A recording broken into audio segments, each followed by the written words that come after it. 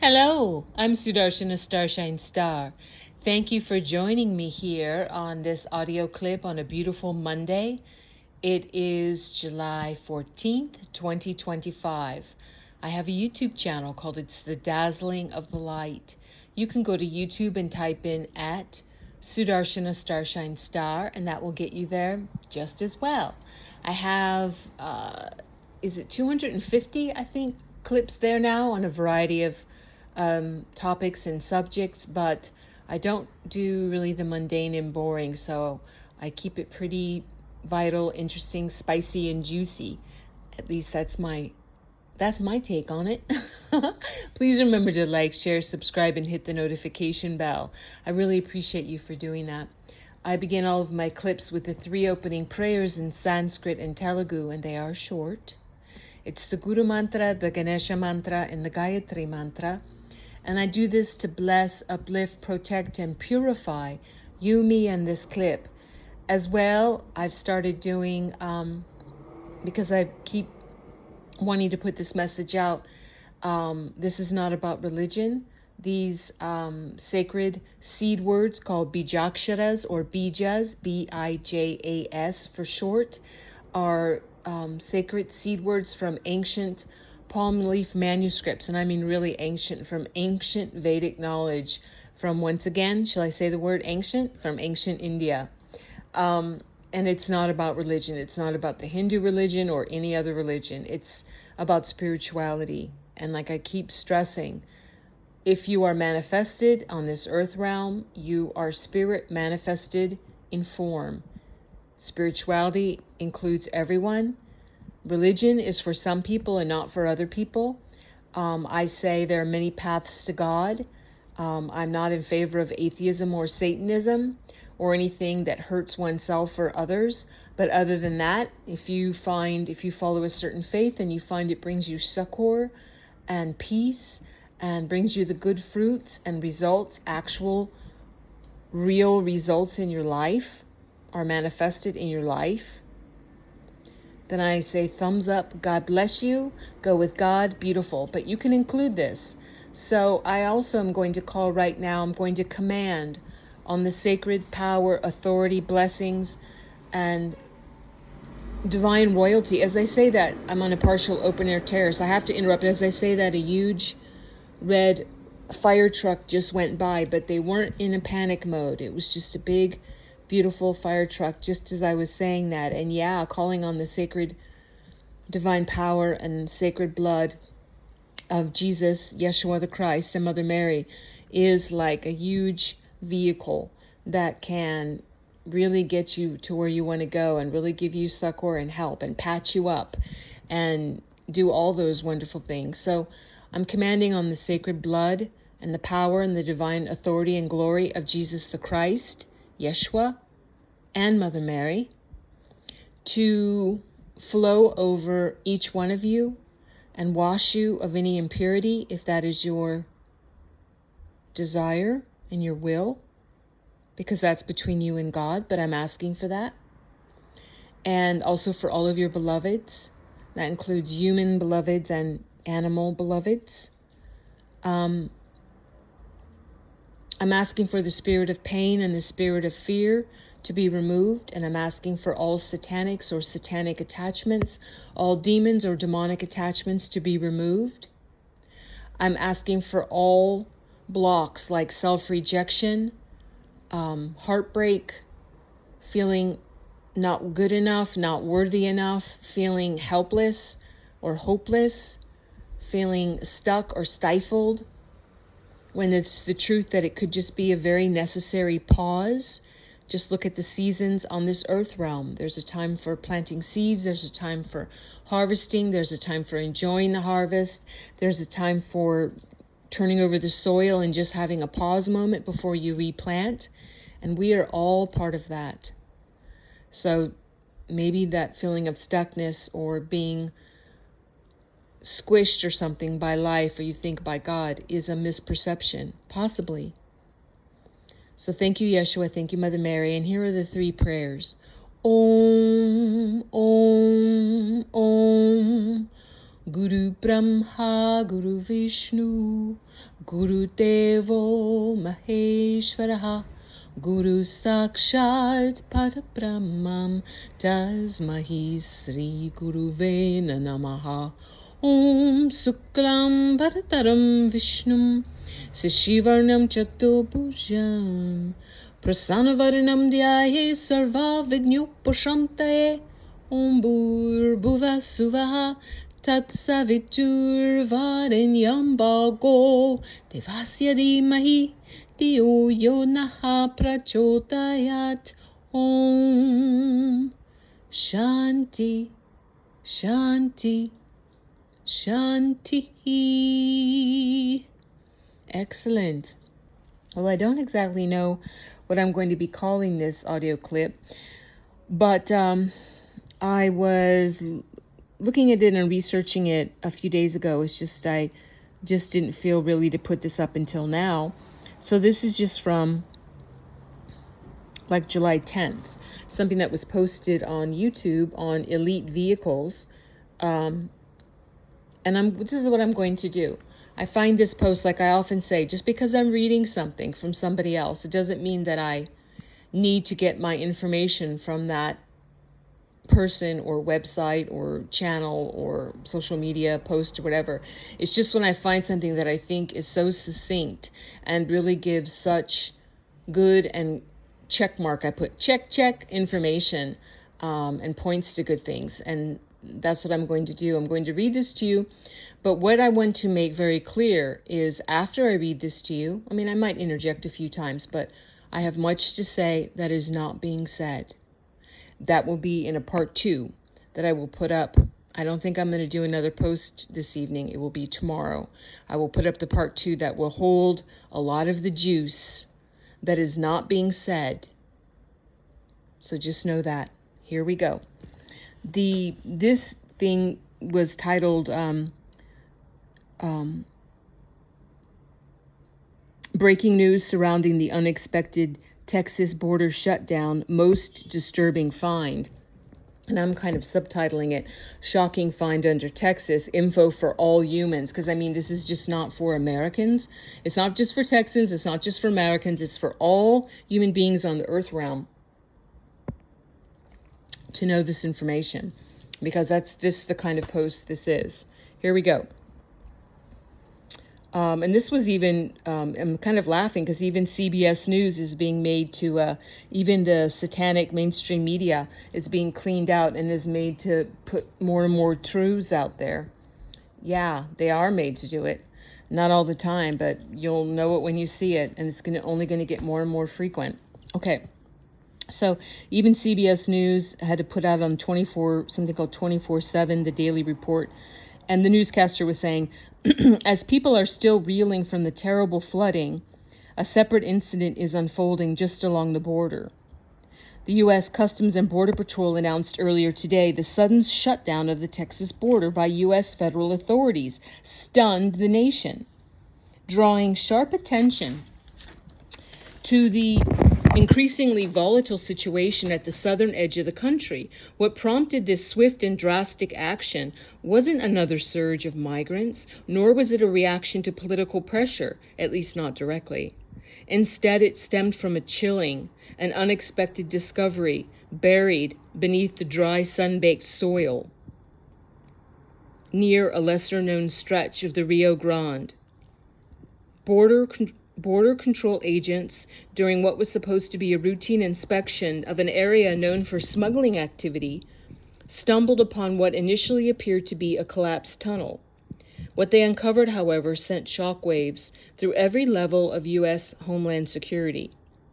Now, I'm going to interrupt here just to say I don't know because I'm not doing a poll, but I think at least some of you are well aware of what's under our feet, what has been under our feet for thousands of years all across this earth realm, the underground cities, the deep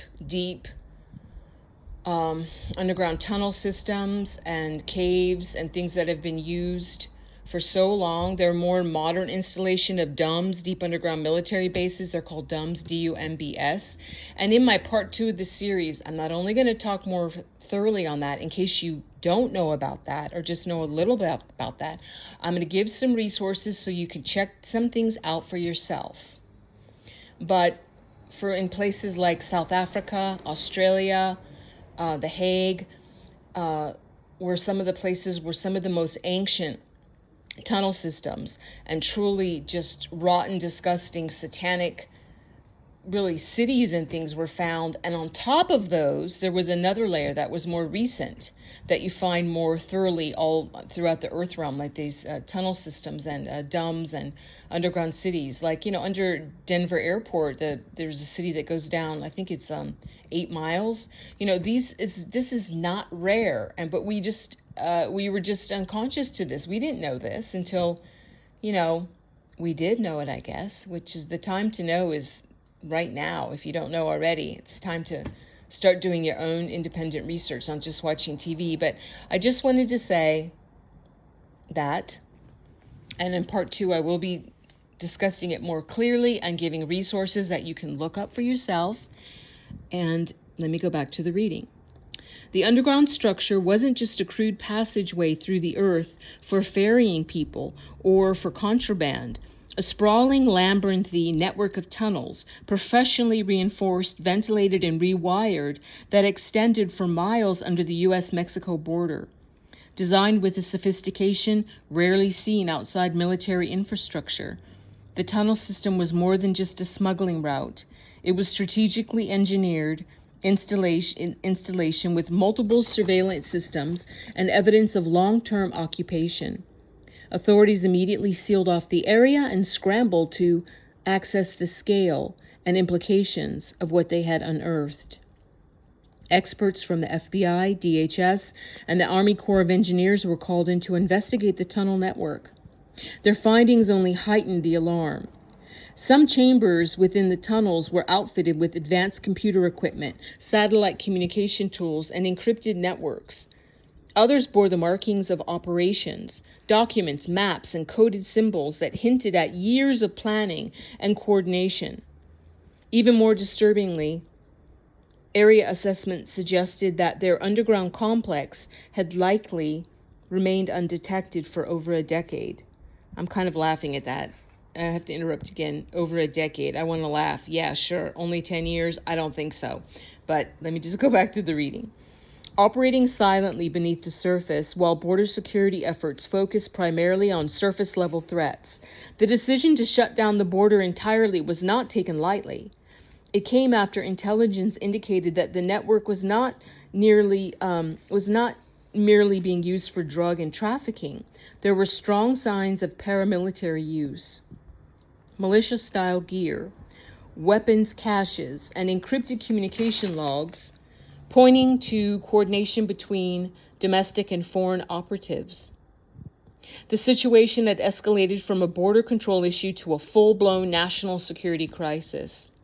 Federal agents began locking down not just the immediate discovery site, but an extended radius surrounding it. Fearing other tunnel entrances had yet to be uncovered, military units were deployed to secure the perimeter and drones patrolled the skies for any unusual movements. News of the shutdown spread rapidly, though officials were tight-lipped about the exact reasons in the early hours.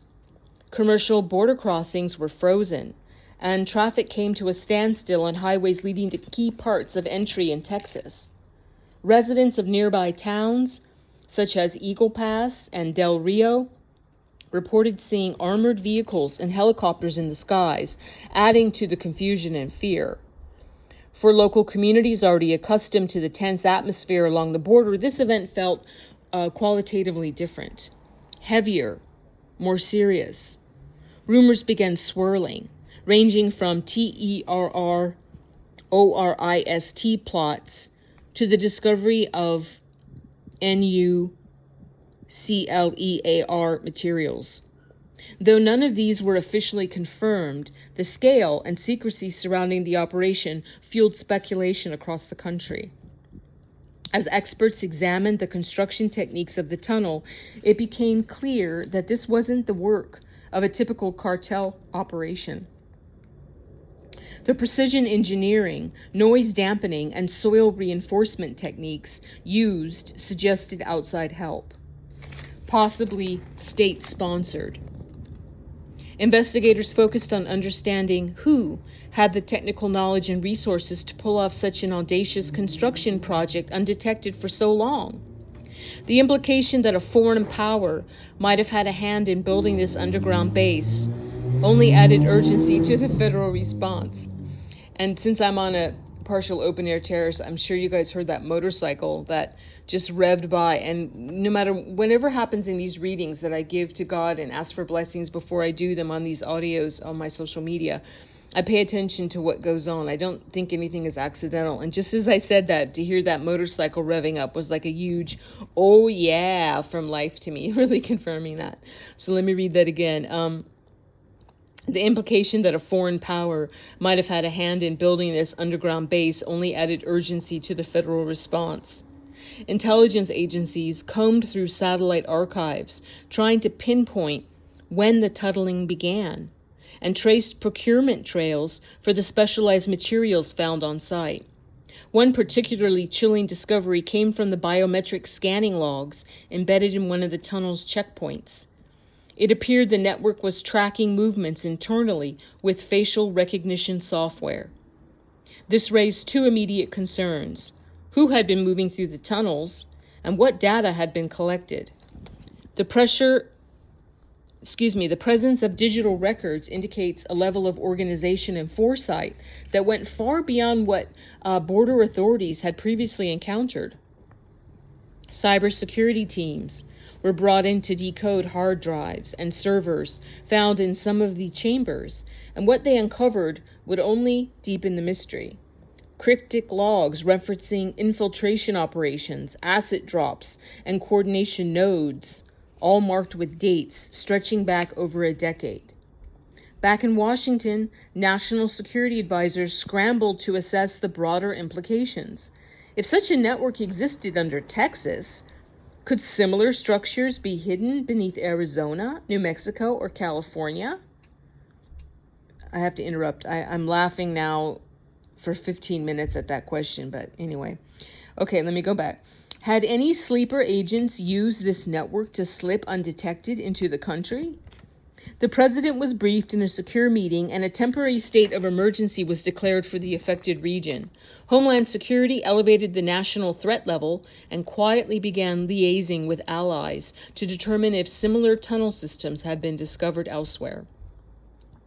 The idea that a covert operation of this scale could have slipped past the surveillance infrastructure of the most technologically advanced nation on Earth caused significant introspection within the intelligence community. The economic and social ripple effects of the border shutdown began to take hold almost immediately. Trade routes were severed, halting the movement of goods and putting immense strain on supply chains. Thousands of workers who commuted daily between Mexico and the U.S. were stranded.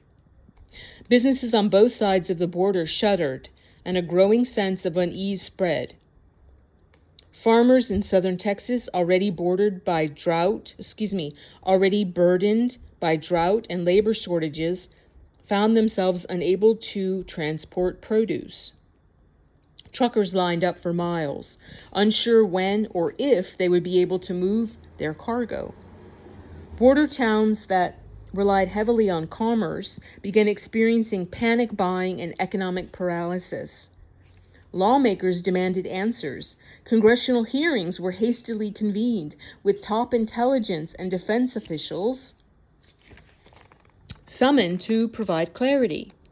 Partisan tensions flared, with some accusing the current administration of negligence, while others pointed to systemic flaws in border policy that spanned decades. For the public, however, politics mattered less than the chilling reality that a vast covert infrastructure had been operating beneath their feet, potentially for years, without detection.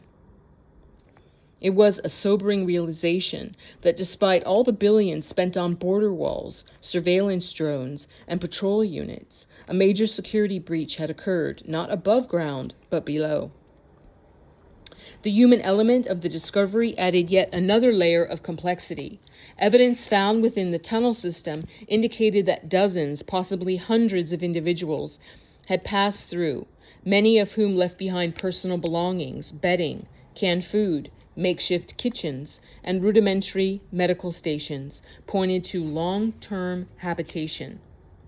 Were these workers forced into labor by more powerful entities? Or were they complicit in something far more sinister?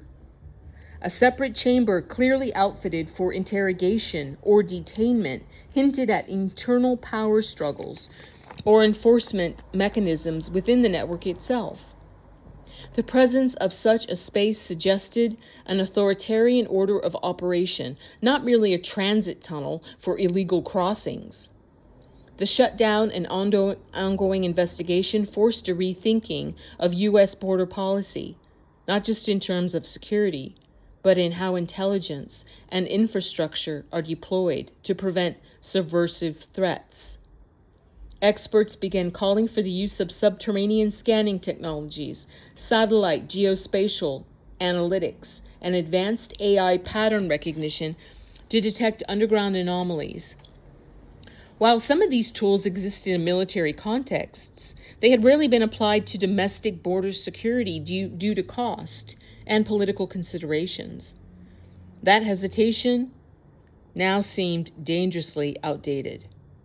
Public fear escalated as media outlets began reporting on connections between the tunnel network and missing persons cases, smuggling rings, and even foreign espionage operations. Though many of the reports remained unconfirmed, the emerging picture was one of a carefully orchestrated, multi-layered operation that blurred the line between organized crime and clandestine warfare. The silence from federal authorities, while understandable given the sensitive nature of the findings, did little to quell growing anxiety. People began to question how deep this went, how many people were involved, how long it had been going on, and most frighteningly, what had already slipped through. As engineers continued to map the full extent of the tunnels, they discovered side shafts branching off in multiple directions, some ending abruptly, others extending further into the American interior. One tunnel appeared to head toward a power substation, raising fears about potential sabotage plans. Another pointed toward a regional airport. Each new find compounded the sense of vulnerability. The meticulousness of the layout, the directionality of the branches, and the infrastructure stability suggested long-term goals, perhaps coordinated operations that had yet to be executed. Analysts were left to guess whether this tunnel system was meant as a staging ground, an escape route, or something else entirely. In Texas, the mood shifted from curiosity to paranoia. Locals began calling in reports of strange noises underground, sightings of unfamiliar individuals in secluded areas, and odd vibrations near rural homesteads. Though many of these turned out to be false alarms, authorities took nothing lightly. Law enforcement began working closely with utility companies, reviewing ground-penetrating radar data from construction projects, looking for signs of similar anomalies. The sense of safety many Texans had clung to, even amid escalating border tensions, was now gone, replaced by a nagging fear that something far more organized and dangerous had been lurking out of sight. Nationally, the political consequences began to take shape. Debates about border walls now included conversations about what lay beneath them. Funding bills that once focused on aerial surveillance now proposed significant investments in underground detection systems and seismic monitoring. Border security, long a flashpoint in American politics, had entered a new, darker phase. One no longer defined by optics and public demonstrations, but by hidden threats, and subterranean infrastructure. Policy analysts began advocating for transnational cooperation with Mexico, not just to address cross-border crime, but to conduct joint inspections and underground surveys. The Texas border shutdown marked more than a temporary security measure. It represented a jarring shift in how Americans understood national boundaries. The border had always been a line in the sand, both literally and metaphorically. Now, it was clear that the real battles might be taking place far beneath it, away from cameras, beyond fences, and outside the scope of most conventional defense. Frameworks. Most conventional defense frameworks. It challenged long-held assumptions about sovereignty, surveillance, and safety. While border towns grappled with the practical impacts of the shutdown, the broader U.S. population was left wrestling with the existential question of how such a massive operation could go unnoticed for so long. Even after weeks of investigation, officials refused to declare the tunnel network fully mapped or neutralized. Now I'm going to interrupt here in case you hadn't noticed as we're looking at this, because this was just posted a few days ago, and it's referencing the very tragic and recent Texas flooding in Kerrville and surrounding areas. I wonder if you're noticing that the speech here seems like it's several timelines wound together. It's talking as if it's in the far past, the present, the near future, and then like a future that was, it's just a mix of past, present, and future. Do you agree with me? Can you see how this is written like that? And why I'm pointing this out is, and why I'm taking the time to read this, is that I believe that white hats put this together as one of the many red pilling, or red pilling is a term to like help bring people who do not have the knowledge of what's really been running this world and what's really been going on, bringing them more into the light of that awareness and giving them the right information, teaching, and knowledge, even though no one can ever know all of it, but you've got to know some of it in order to really even be fully present right now in the earth realm with all that's going on, all the shifts that are occurring, all the great changes that are occurring. But do you notice that it's like the tense is past, present, and future? And I believe this was decided upon to kind of catch our minds, whoever's listening to this, and kind of plant seeds or give information to different parts, to fire off different neurons or something in our brain as it's flipping back and forth. You're like, wait a minute, this only took a few days ago, but now you're talking about investigations that went on for weeks. Like, when did this happen? So it's kind of braiding all of that. I find it very interesting. And I just observing the technique. Okay, let me go back to the reading.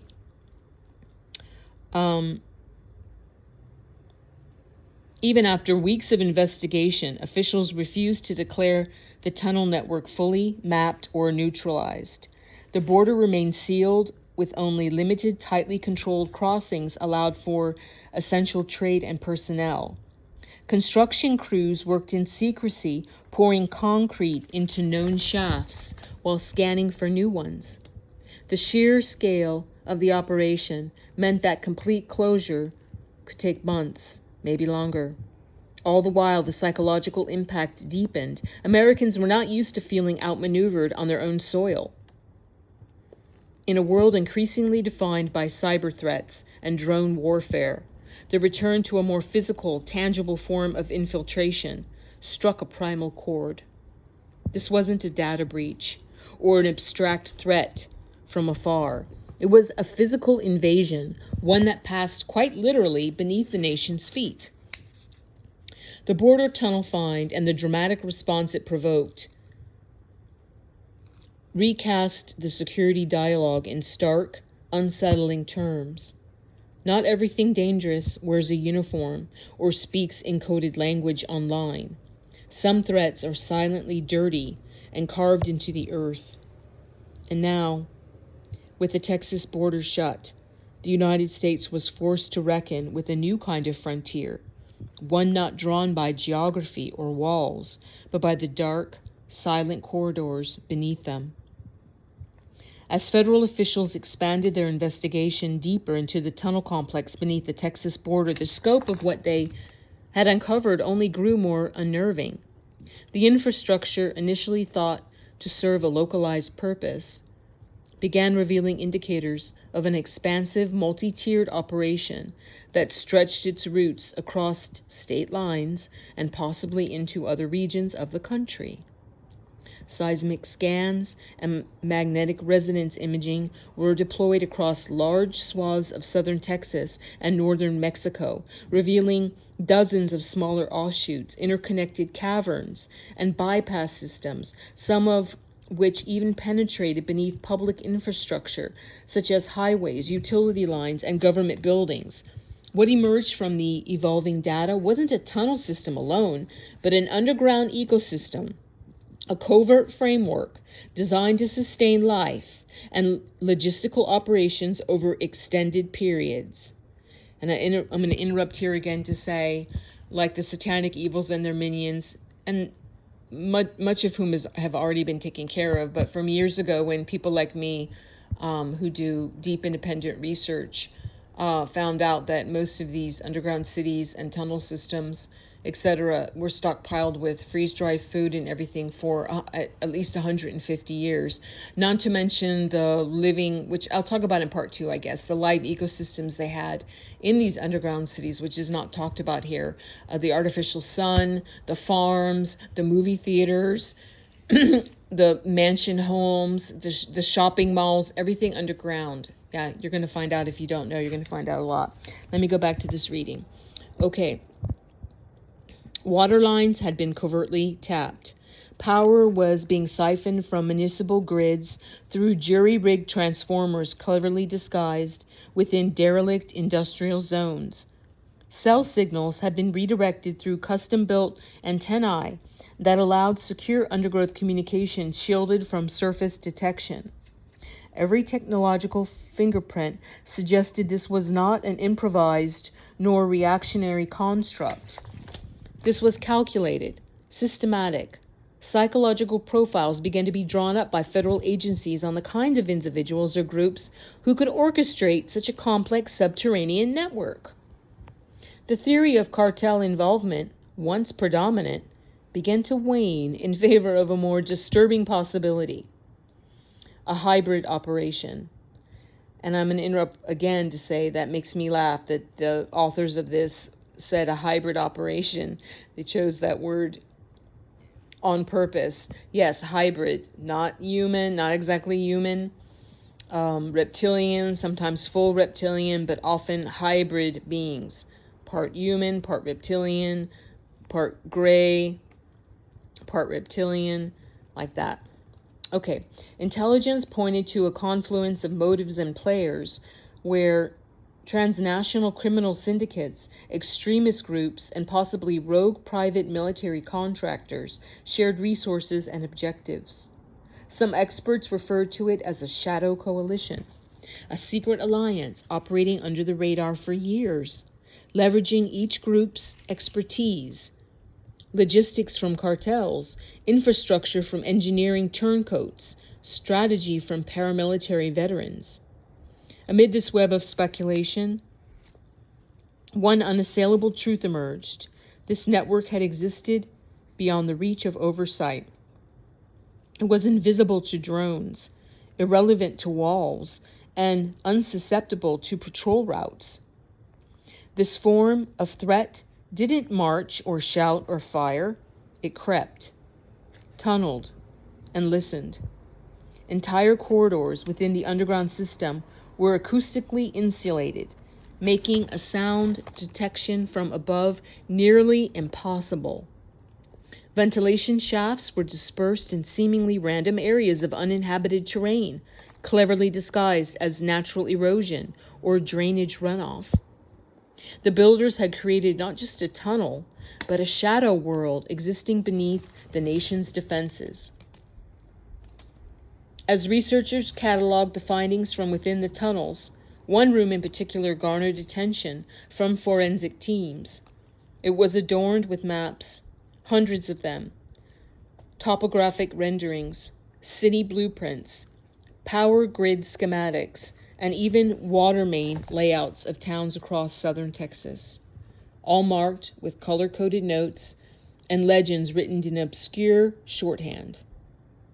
When decrypted, the annotations suggested detailed surveillance had been conducted on a number of U.S. installations, military bases, airports, tech centers, and water treatment plants. These were not random targets. They were critical infrastructure points, chokeholds in civilian life, nodes in a digital and physical web that, if disrupted, could paralyze entire regions. Even more disturbing was the presence of mock-ups, sealed physical models of some U.S. facilities painstakingly recreated in dimly lit underground chambers.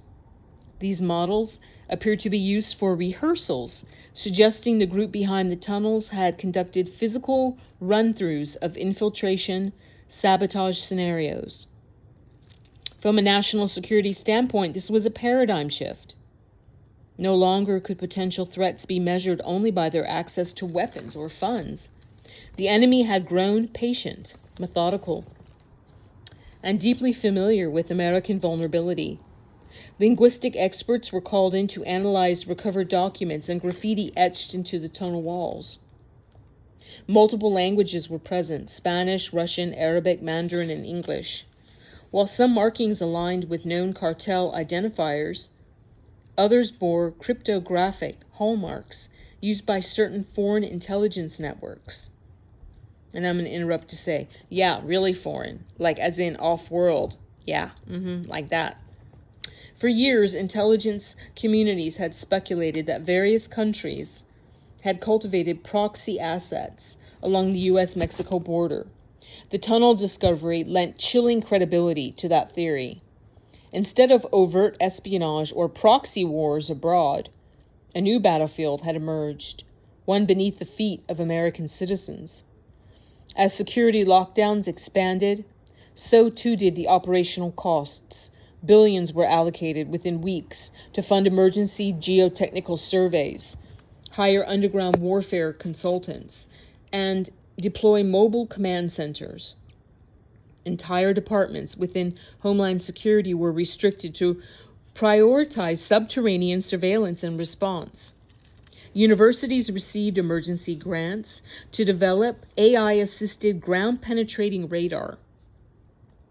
In Washington, the shockwaves had already upended fiscal projections and defense planning. This would no longer be about protecting a border. It was about rethinking the concept of territory entirely. Meanwhile, in towns near the original discovery site, unease turned into suspicion. Civilians began organizing community patrols, often in coordination with local police departments, scanning for signs of anomalous terrain activity. Urban legends grew overnight. Some residents claimed to hear faint mechanical sounds from beneath their homes at night. Others reported mysterious figures watching them from wooded areas. The federal government, wary of mass panic, kept tight control over information. But leaks were inevitable. Grainy images of tunnel interiors, cryptic equipment, and sealed vaults made their way to social media, igniting conspiracy theories and fringe speculation. Underground warfare specialists, few in number but suddenly in high demand, cautioned that if one tunnel system existed, there were likely others. Their logic was based on historical precedent. Empires, cartels, and insurgencies alike have long favored underground systems because they bypass surface-level defense and remain difficult to destroy without collateral damage. The U.S. had faced similar threats in wartime scenarios abroad in Vietnam's Cochise tunnels, Afghanistan's cave networks, and the insurgents built passageways of Mosul. But never before had such a system been discovered on U.S. soil, and certainly never on this scale. The pressure to understand the network's full intent escalated.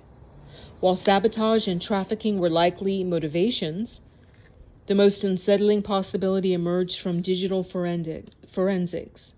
Within one tunnel, secure server room, agents recovered fragmented files suggesting experiments in chemical storage. Evidence of controlled testing chambers, tightly sealed and atmospherically isolated, pointed towards trials involving biological or chemical agents. No active substances were found, but residue testing revealed traces of compounds in the manufacture of weaponized gases. This discovery prompted immediate escalation to international oversight. Teams from NATO, the UN, and allied intelligence agencies were quietly brought in to access threat levels and advise containment protocols. In academic and military circles, the term subterranean insurgency began trending, a phrase used to describe threats that burrow rather than invade, that rely on patience over aggression. As psychological operations experts studied the tunnel network, they noticed signs of deliberate psychological manipulation embedded in the structure itself. Some rooms were designed to disorient. Circular layouts, angled lighting, and misleading signage. These features could induce confusion, panic, or paralysis in any pursuer unfamiliar with the terrain. It was a weapon of design, not just architecture. Logistical review teams unearthed yet another layer of complexity, the network supply chain. Hidden beneath false floors were crates of high-end material, fiber optics, encryption tools, hardened steel panels, and sealed food packets with shelf lives extending 10 years. Once again, I have to laugh. 10 years? Oh, sure. Only 10 years? Many bore the marks of legitimate U.S. suppliers, meaning the goods were either stolen, diverted, or purchased under false identities. Investigations began tracing procurement trails, seeking shell companies, and fraudulent accounts that may have fueled the construction effort. Financial forensic unearthed a maze of offshore bank accounts linked to front companies in the Caribbean, Eastern Europe, and Central Asia. Money laundering, it seemed, was just one more piece of the puzzle. As the shutdown dragged into its second month, the national dialogue began to shift. It was no longer about immigration policy, nor solely about border security. Think tanks began publishing papers on non-traditional warfare architecture, and city planners faced uncomfortable questions about their own infrastructure vulnerabilities. If Texas could host such a hidden network, what about New York's subway arteries or Los Angeles's aqueduct systems? What lay dormant under Chicago's vast sewer grid, or beneath the rural stretches of I-10 that cross deserts and nothingness? The psychological impact of the unknown became a national epidemic. In a rare bipartisan move, Congress passed emergency legislation allocating massive funds toward domestic subterranean defense initiatives. Military bases began drilling for underground conflict scenarios. Municipal workers were trained to report soil inconsistencies and unusual structural vibrations. Entire careers began to form around the emerging field of domestic geostrategic defense. The phrase, "What lies beneath?" transformed from a rhetorical question into a rallying cry. Schools incorporated subterranean safety drills. Technology firms pivoted to develop faster underground detection methods. It became clear that this was not a one-time threat. It was the opening act in a new era of unconventional warfare. International responses varied. Some nations quietly congratulated the U.S. on discovering and isolating the threat. Others were more reserved, fearing what such revelations might mean for their own vulnerabilities. Mexican authorities, while cooperative, faced their own scrutiny. How had such a massive operation evaded their detection too? The shared embarrassment led to deeper cooperation, but also political tension. Mexico launched its own internal investigation and within weeks began finding lesser tunnels crisscrossing their northern territories, often abandoned, occasionally still in use. Meanwhile, deeper analysis of the tunnel architecture revealed chilling precision. Structural engineers concluded that many of the passageways had been built to withstand conventional demolition.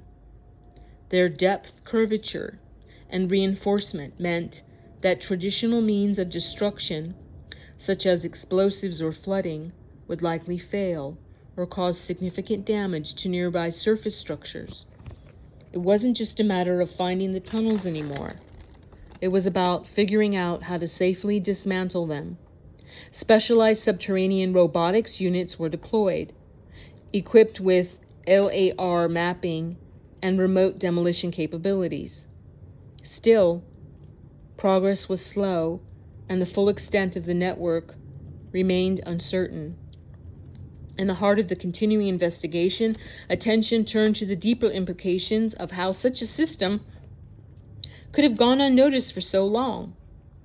Among the growing number of specialists consulted were counterintelligence analysts, whose job was not only to identify foreign involvement, but to consider the possibility of compromised individuals within U.S. institutions. Their findings, while not made public, hinted at an uncomfortable truth. Layers of bureaucratic inertia, fragmented data sharing between agencies, and jurisdictional confusion may have created an ideal environment for long-term concealment. The border was patrolled, yes, but not beneath the earth. Surveillance systems were optimized for drones, not ground-penetrating anomalies. Worse, certain contractors and officials involved in border construction projects were found to have signed off on terrain anomalies that in retrospect now look suspiciously like early signs of tunneling. The excavation teams operating under heavy security began identifying environmental anomalies around the tunnel entrances.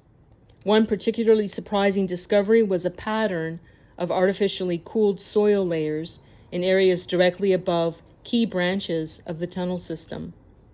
These cooling techniques, likely used to minimize infrared detection from aerial drones, required advanced understanding of both military surveillance and soil thermodynamics. It confirmed once more that this wasn't an improvised operation by amateurs. It had been developed with knowledge of how to defeat American surveillance technologies. Attention was also drawn to the timing of certain tunnel expansions. Satellite imagery from the past 10 years revealed that construction often intensified during moments of political chaos or major media distraction. For instance, phases of the tunnel's growth coincided with natural disasters, political scandals, and large-scale protests. These moments of national attention elsewhere had provided windows of opportunity for the network to grow silently underground, shielded not by stealth technology, but by the simple human tendency to look away when overwhelmed. As the data pool expanded, a new and troubling pattern emerged. Certain tunnels ran dangerously close to strategic groundwater reserves, specifically segments of the Ogallala Aquifer system. These underground water networks provide drinking water and agricultural support to millions across the central U.S. Any deliberate or accidental contamination of such water sources could have devastating effects. This revelation turned the tunnel network from a national security crisis into a potential environment and public health catastrophe. Geological experts warned that even minor tampering in those areas could destabilize water tables or introduce chemical contaminants that would be nearly impossible to detect in time. In response, Emergency protocols were activated across several counties, and environmental monitoring systems were put on high alert. The EPA and Department of the Interior became involved alongside FEMA, turning the Texas border incident into one of the most multifaceted federal responses in modern history. At the same time, private sector contractors specializing in ecological surveillance were contracted to test soil and water samples across a 300-mile stretch. This widening scope exposed just how unprepared national infrastructure was for underground threats, not just in security terms, but in its potential for long-term ecological sabotage. Meanwhile, sociologists and criminologists took interest in the social psychology of such a hidden endeavor. Who volunteers to live underground for years? What kind of ideological, financial, or psychological motivation would drive dozens, perhaps hundreds of individuals to participate in a life so concealed and grueling? Interviews with defectors from similar global operations suggested a mix of incentives, cult-like ideologies, indoctrination, financial desperation, blackmail, or promises of eventual liberation through some greater cause. The tunnel's dormitory sections, observed to be both austere and meticulously arranged, hinted at a structured hierarchy, a chain of command, where every individual had a defined role and discipline was strictly enforced. And yet, despite the military-grade technology, the clever construction, and the chilling precision, certain elements of the network revealed human frailty. Some sections bore signs of panic, hastily abandoned equipment, unfinished routes, messages scrolled in urgency. One hidden chamber, sealed off by a blast door, contained a stockpile of oxygen tanks and emergency rations marked with expiration dates that had passed years earlier. This suggested contingency planning for situations where escape to the surface was no longer viable. It painted a portrait of both ambition and fear of planners who knew the risk of exposure and had prepared for complete isolation. The media, though restrained by government, placed blackouts in certain zones, gradually began pushing for greater transparency. I don't even know what this word is. Began pushing for greater transparency. Documentarians, independent journalists, and former intelligence operatives launched investigations of their own. The public demanded answers not only about what had been found, but about why such threats had remained unacknowledged for so long. Protests emerged in major cities, not against border security, but against perceived institutional blindness.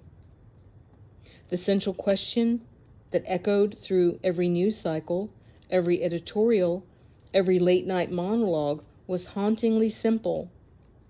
How did this happen here? Okay, I know that was a long read, but I think it was very essential. It hits on many different points, like I said, from people who are at different stages of awakening or knowledge about what's been really going on the earth realm, specifically underneath our feet, and what is that all about, and who has been doing it, and why. So like I said, I will get into the juicy truth that it's not mentioned in this reading, although I really admire the skill at which the White Hat authors put this together, because it's really the beginning stages of more and more open, what is called red pilling, or educating the gen pop, the general public, with truth that has been hidden for so long. Thank you for listening. I ask you to like, share, and subscribe. And like I said, I will put out part 2 of this tomorrow, so you can hear some more stuff about it. Please, I thank you for liking, sharing, subscribing. It really helps me out. Thank you so much in advance. I end all of my clips with a closing prayer, which is in Sanskrit and Telugu. And what I'm saying is, God bless all beings in all worlds. Om Loka Samasta Sukhino Bhavantu. Loka Samasta Sukhino Bhavantu. Loka Samasta Sukhino Bhavantu. Om Shanti Shanti Shanti. Yes, peace, peace, peace. What we're all looking forward to, a real peace. And peace begins within, and then it's reflected from what we term the outside. It's all one big, amazing, divine mirror. Yes. God bless you and yours. I'm sending much love and big hugs to you and yours. I'll see you when I see you. Stay tuned for tomorrow's post, and bye-bye for now.